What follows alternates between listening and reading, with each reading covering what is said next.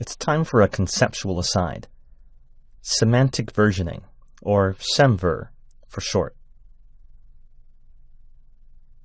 Big word alert.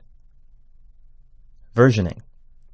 Specifying what version of a set of code this is. So I have a set of code, I have a piece of software, and I want to say what version it is.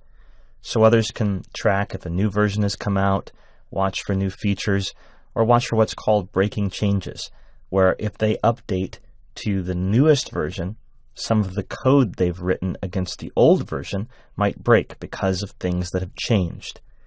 And the word semantic in this case, this idea of semantic versioning, just implies that something conveys meaning. So when we say that there's a version number, that number actually means something. That's the idea. What do we mean by that? Well, when you're dealing with all these dependencies and versions, especially within a package manager, you run across the trouble of understanding whether or not you should update to a new version of something. And so semantic versioning was an endeavor to make sure that just looking at the version gives us some kind of information. And the version number is just based on rules. So if you agree to use semantic versioning, you agree to follow a certain set of rules when determining the current version number of the code you're writing. I make a change, and so I will change the version number this way. The basic core of semantic versioning is this. The version number is major changes.minor changes.patches. What does that mean? Well, if my current version of the code I've written is, let's say, 1.7.2, I would increment the patch number if some bugs were fixed. So I make some bugs fixes, and anyone out there using my code, their code to use my code, will still work fine. I didn't make any changes that would break someone else's code that was using my module or my package. So some bug fixes, your code will work fine.